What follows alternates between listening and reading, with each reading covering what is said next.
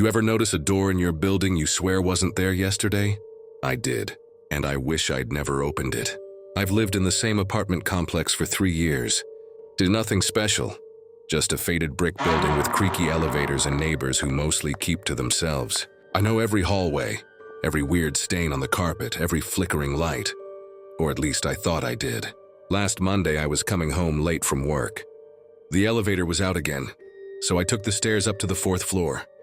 That's when I saw it. A door at the end of the hallway, painted a dull, sickly green. The number on it was 4B, but there's no 4B on my floor. There never has been. My apartment is 4A, and across from me is 4C.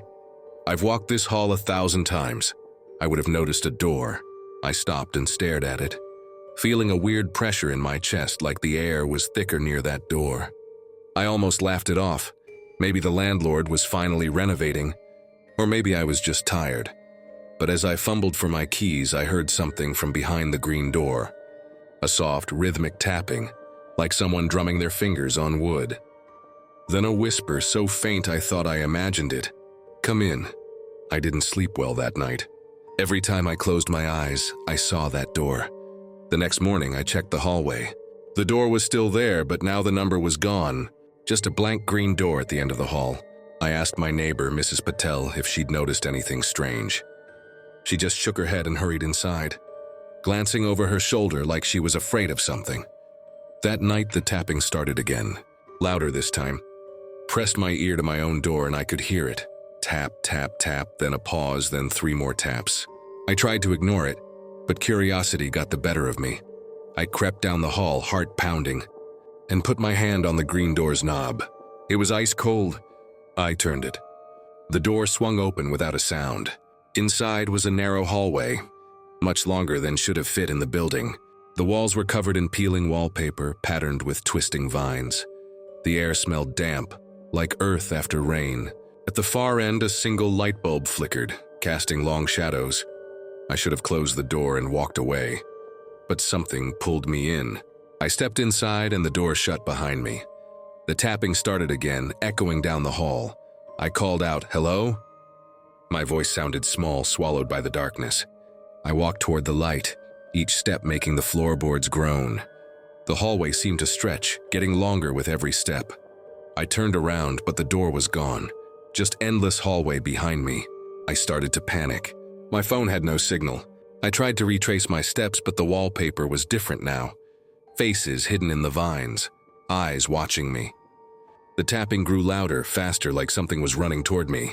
I broke into a run, desperate to find an exit. The light bulb ahead flickered and went out. I was plunged into darkness. I could hear breathing, not my own, close and ragged.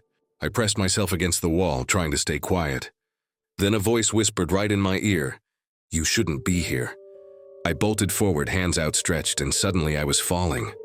I landed hard on a cold, tiled floor. When I looked up, I was in a room I'd never seen before. Old furniture covered in sheets, a cracked mirror on the wall, and a single window looking out onto a street that wasn't mine. I tried the door, but it wouldn't budge. I pounded on it, screamed for help, but the only answer was that relentless tapping, now coming from inside the room. I spun around, searching for the source, and saw a shadow moving behind the mirror. I don't know how long I was in there. Hours, maybe days. Time didn't make sense. I slept in fits, haunted by dreams of endless hallways and green doors. Sometimes I'd hear voices outside the window, my own voice calling for help. Eventually, I woke up on the floor of my own apartment, the morning sun streaming through the window. My phone was dead, and the date on the calendar was 3 days ahead. I stumbled into the hallway. The green door was gone. In its place was just a blank wall, as if it had never been there.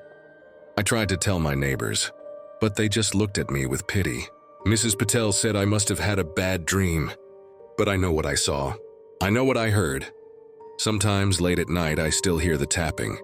Sometimes when I walk down the hall, I catch a whiff of damp earth, and the air feels thick again. I walk a little faster, never looking back. If you ever see a door where there shouldn't be one, don't open it. No matter how much it calls to you. Some places aren't meant to be found, and some doors once opened never really close. The story you've just heard has ended. but the darkness lingers on. If you enjoyed your descent into terror with us tonight, remember that Midnight Macabre thrives on your fear and your support. Like this video to summon more tales from the shadows. Subscribe to our channel and ring the bell if you dare. The entities we speak of may visit at any hour, and you wouldn't want to miss their arrival. Share your own encounters with the unknown in the comments below. Perhaps your story will become our next nightmare. For those brave enough to venture deeper into the abyss, our playlist Cursed Collections awaits with more tales of artifacts that should have remained undisturbed.